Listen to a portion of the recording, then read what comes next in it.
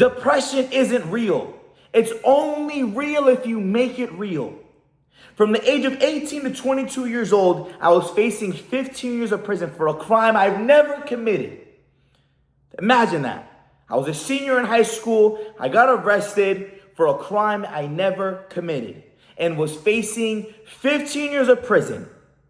My life and freedom was taken from me. Every day, I felt like I was at war. Every day, I had stress in my mind. Every day, I had hatred, sorrow, sadness, depression, whatever you want to call it. I woke up with a burden on my back. I felt like the world was on my shoulders. But you know how I transformed my life? It was at 2 in the morning one day where I almost ended it all. I put a knife to my neck and I said, you know what? I'm going to end it right here. And then I felt like God touched my heart and said, it's not my time to go. God had a purpose for me in life, and I was going through these things because it was building me to become the man I am today and the man I will become in the future. See, great men go through the hardest things in life to go and share a message to other people, to be a light to this world. I truly believe in my heart I'm here for a purpose, to be a light to somebody. So if you're watching this video, I hope you are truly listening, because I want to inspire you in some way, somehow, because I'm talking to you right now in the sense that depression is not a real thing. So to continue on with the story is, from 18 to 22, I was facing prison, right? And I was going to end my life. At 2 in the morning, I felt like God told me it was not my time to go. And the next day I said to myself, I'm going to focus on myself and control what I can control. I'm facing 15 years of prison. I can't control that I have to go to court. I can't control that I have a lawyer. I can't control the things that happen in my life outside of what I can control. But I can control my mindset. I can control what time I go to bed, what time I go to sleep, what do I eat, how am I working out, how I'm living my day-to-day life. Because I could have been that fucking loser waking up every day sad as fuck, crying, depressed. Oh, why is this happening to me? For the 4 years. I would have gotten fat. I probably would have done drugs. I probably would have started smoking weed. I probably would have started drinking. But you know what I did? I locked in. I said to myself, that next day I said to myself, I'm waking up at 6 in the morning. I went for a mile run every single day. I came back home and I did a jump rope. This guy, he had a YouTube channel. Thenex. He's like a calisthenics dude, and he had this jump rope ab workout routine that I would do every single day, 7 days a week, Monday through Monday, no days off. And I would run a mile a day, Monday through Monday. And I told myself, I'm gonna get in killer shape. And in 4 months, I got into the best shape of my life. I'll put the photos right here. I got shredded as fuck. I've never seen myself this way. But that wasn't the only thing I did. Every day I had the Bible. I'll show you what it looks like. This right here. Inside of here is my Bible that I read almost every single day. And God transformed my life. Not myself, God. Because God has a greater purpose for you and for me in this world. We were not just put here on a coincidence. You didn't just get born to live an average life and to just live like everybody else. No, God has a purpose for you. God has something great for you. You need to ask God, what is it? And he's going to put you through things, and he's going to show you things.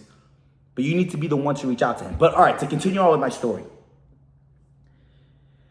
Every day, woke up 6 in the morning, never missed. Would run a mile a day. Would come back, do abs and like jump rope. Then my mom had work at 7 in the morning at a gym. And I would go with her every single day. I used to beg to go with her. And I would go to the gym with her, right? And I would work out. I would just do calisthenics, pull-ups, push-ups. This guy named Austin Dunham, one of my all-time favorite people, man, on the social media world. Shout out to Austin Dunham. Would follow his workout routine. And in 4 months, I got fucking shredded. I became the most positive person. It was actually one of the happiest moments in my life during this time. You know why? Because even though I was going through this case, I had a vision. I told myself, I know where this is going to lead me. I already saw my future life before it even became a reality. I already knew where I was headed. You get what I'm saying? Like, life just didn't end there. My life just began. And I told myself, no matter what happens to me, I'm going to become the best version of myself. I prayed to God. I went to bed every day early.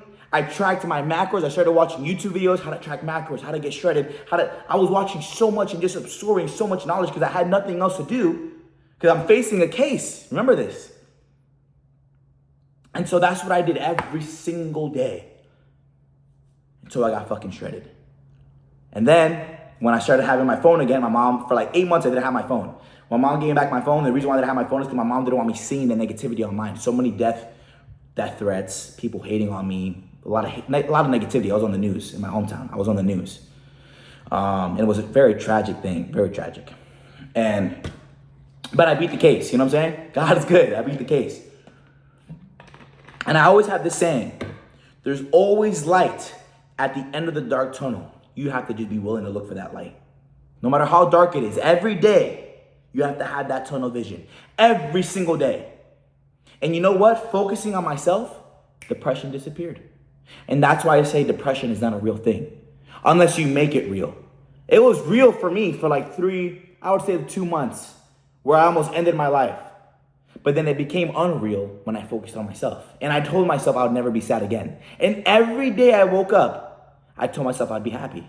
And I was a happy kid. Every time you saw me in public, I was smiling. Every time someone spoke to me, I was smiling. But deep down, I was sad. That sadness doesn't go away. That sadness doesn't just disappear. To this day, I still think about it. To this day, I still think about the trauma because it traumatized me. It fucked me in the brain. Think about it. 18 years old, you get accused of something you didn't do, facing 15 years of prison. That doesn't just go away. And I'm still dealing with the traumatic experience to this day. But I deal with it by focusing on becoming the best version of me. Lifting the weights. I'm sad, hit the weights. I'm sad, go for a run. I'm sad, occupy myself, do some push-ups. I'm sad, go and cook a good meal. You'll feel better after eating chicken and rice. Instead of pounding a fucking cupcake and stuffing your face with alcohol and drugs, go make a fucking meal. Learn to cook, go on YouTube, how to make chicken breast with white rice. Very simple. Takes 10 to 15 minutes to make. I guarantee you start eating better, you start feeling better. You start working out, you'll never go into the gym and get a workout and come back sad. Never. You will come back even feeling better about yourself. You'll feel gangster. You're gonna be like, I'm jacked. I'm getting bigger. I'm getting stronger. I'm getting faster. I'm looking better. Abs are coming through. Girls are starting to look at me. You start to occupy your mind with positive things, and positive things will start to enter your life. And that's truly why I believe I beat my case. Because my life started transforming in a more positive outlook in life, because I was choosing to make it more of a positive outlook on life.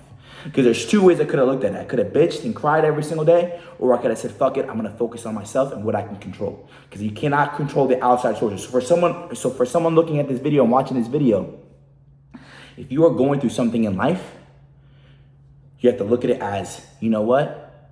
I'm going through this. And that's what it is what it is. I can't control it. And you will wake up sad and you will think about it. But I promise you, if you focus on yourself, you wake up earlier, you go to sleep earlier, you start working out, you start running every single day, or doing some sort of cardio, you start eating better, you cut out the vices, you cut out the weed, you cut out the drugs, you cut out the cocaine, you cut out the fucking alcohol, you cut out all the bullshit that's negative in your lifestyle, your life will begin to transform. And you do this every single day. And you don't have to be perfect, but the mindset that you should have is I'm gonna become 1% better every single day. Yes, I'm going through things, but I can't control those things, right?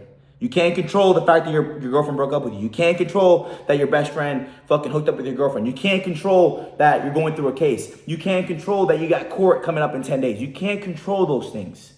But you can control your own lifestyle on a daily basis.